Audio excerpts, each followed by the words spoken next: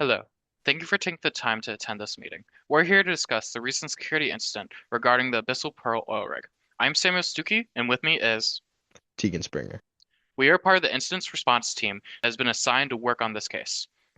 Also on our team is Yusuf Ahmedjalani, Ron Fan, Andrew Wolk, and Alex Yamada. We are here today to discuss ways to mitigate possible security incidents like this from happening in the future and evaluate the risks that make it so important that our company does so. Let's address the risks presented by such incidents. The attack on the Abyssal Pearl ICS network caused, among other things, communication disruptions, power outages, and a leakage of unburned gas into the surrounding area. Primary risks include halting production due to potential damages to control systems. This would increase operating costs for all affected equipment and lead to significant loss in productivity. There are also significant concerns for employee safety regarding failure of industrial safety systems. Our company's reputation could also be harmed by these events. Industrial malfunctions may negatively impact public perception and damage relationship with clients, as well as jeopardize potential future contracts. Additionally, with damaged rigs comes extra unseen consequences. This includes costly emergency safety teams that could be at risk depending on the damages, along with environmental risks, which could also hurt our company's reputation. Additionally, hacking of oil rigs is not a new thing. Recently this year, an oil rig off the coast of Africa was breached, causing tilting and a week-long shutdown. Also this year, Cybele identified Sector 16, a Russian group that targeted an oil facility in Texas. This shows that nation-states can also be interested in compromising oil rigs, as they are critical infrastructure for transportation, production, and energy. For example, let's take the Abyssal Pearl. Based on its oil production, with an assumed rate of $61 per barrel, we can expect a revenue loss of $122,000 daily for every day that the rig is out of operation.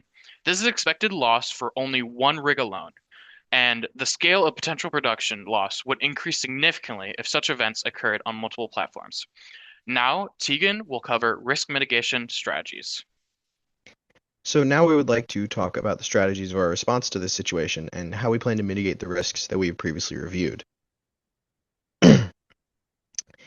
In seeking to mitigate risk, we have split our ideas into two sections.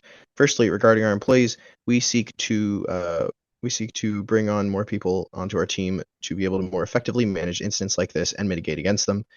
And we also seek to provide training for our employees and departments on best practices for security, so that they can be our first line of defense against minor and major security breaches alike. As for our contractors, we would like to implement background checks to weaken another possible attack vector for such incidents, and we can also improve our defenses in the area of technology in a few key ways. We will review and revise the platform's network security systems, including seeking to implement a robust intrusion detection and intrusion response system, and we can also create access controls for the platform's networks. Next, we would like to share our recommendations for a few vital changes that can be made to benefit our existing security procedures. We can implement a system of physical access control aboard the platform to protect important assets from being exposed to malicious or unintentional tampering. This can include secure locks on doors that can limit unauthorized personnel from accessing systems.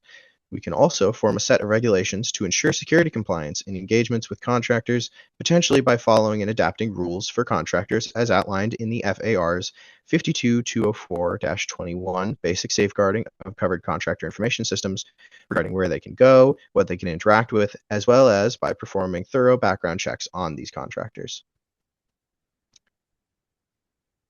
Moving forward, we can hope to provide training for employees to help them follow best practices for cybersecurity, which will help them to be less susceptible to manipulation by bad actors via methods such as phishing. We can also utilize free and open source software to assist in creating a robust intrusion detection system with tools such as Suricata or Wazoo's software suites, which will allow for the easy and cheap deployment of network analysis systems. These are the resources that we have been using for this presentation, and we would like to thank you for your time.